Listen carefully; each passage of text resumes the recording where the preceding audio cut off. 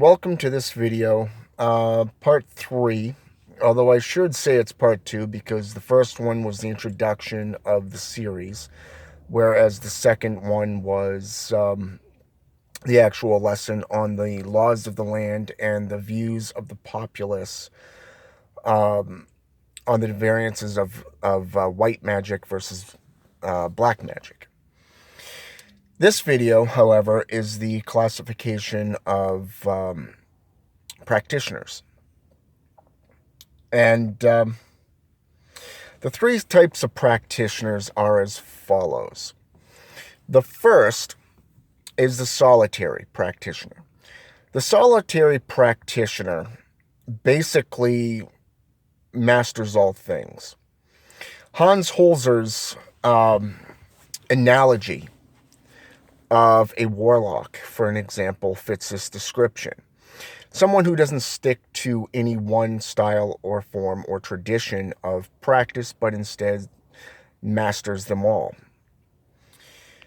They can either utilize baneful magic or white magic, depending if it's black or white magics, depending on their personality. Then you have what is called the Witch's Den. The Witch's Den is roughly about 2 or 3 practitioners that have come together to form an alliance and kind of like a board, if you wish, that practices every type of magic out there and tries to utilize it to benefit themselves. A coven, however, is much like the Judeo-Christian society, which only practices one style, the white light magics. However, there are a couple groups on Facebook that practice black arts only. And I guess you could say that this could be classified as black magic in a coven setting. However, there are 3 stages of practitioners. First of all, you have the learned. The learned are the ones that basically are being taught through materials by other magicians, other sorcerers. Then you have the hereditary. The hereditary witch or warlock, sorcerer or mage or wizard, these practitioners come from a long line of practitioners. And then you have the natural. The natural are those who are born with gifts, talents, and where everything comes naturally. And then you have the 2 styles of practice. You have those of the first is the stuff that you use daily to benefit your life within the world, be it monetary gain. Or you could say, in the words of Frank White from the Grail of the Serpent, or the Serpent of the Grail, or I can't remember exactly how that's actually pronounced, is that in this state, the lowercase or the microcosm of practitioners basically utilize it to benefit themselves or others. Now, to gain power is to utilize the magic in association with the demons, the angels, and the spirits to benefit other people, and thus by showing your power for over other people's lives. The Witch of Endor was said to be so powerful that she could utilize necromancy and blood sorcery to bring the dead back to life. Everything from the Bible to Christian Day's book of the Book of the Dead actually speaks on this being. There are actually other books and materials that actually do speak on her. But if you follow mythology historically within the different pantheons, you'll see the same classification of witchcraft practitioners. And then you have what is called the macrocosm variation of witchcraft, which is more of the association of universal compared to solar.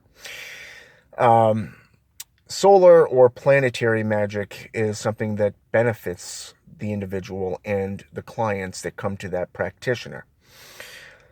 Whereas the universal magics is clearly for more advanced practitioners who have completely left the world behind and dedicated their lives to the arts and practices of witchcraft, magic, and sorcery, down to the mystics.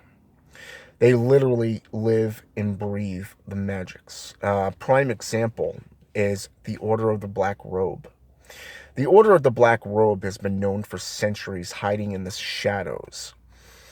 No one really knows how many of them there are. Another variation or name for this group is the Order of the 13, which indicates 13 members or 13 completely different covens, or 13 levels of initiation within that group. And what's ironic about this is these are the practitioners who have dedicated their lives to magic, be it baneful or white light practices. And there's also the variations of invocations and evocations, to which the practitioner can actually associate with demons and angels and such, along with spirits, to help gain knowledge, insight, and future standing. Views on the past, present, and future type thing. Many of the demons are actually classified as being able to do this type of thing, and this also includes angels as well. So right here we can see the various different types of classifications of witchcraft. Invocations are used for altar room or ceremonial magics, to manifest a being, to commune with them and build relationships and ask them for things. Whereas evocations, you basically share your body with these beings, and it basically becomes a home. It's much like blood sorcery, where you can utilize your own blood to give back as an offering. It is basically a painful, pure,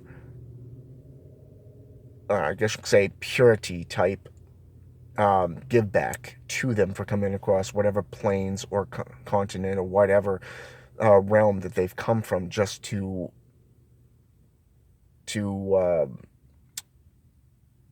be around you, the summoner. Okay, so take this stuff into consideration, because this is something that comes into play when you get into witchcraft, or any kind of sorcery, be it voodoo, hoodoo, voodoo, quimbanda, umbanda, druidism, la Santa Morte, Palo Mayambi, Santeria, Satanism, demonic sorceries such as demonolators, necromancy, blood sorcerers, and such. Because every type of practitioner utilizes these forms. Okay, so take that into consideration. My next video will be based off the actual tools of witchcraft and what each tool is capable of doing, and the symbology behind them.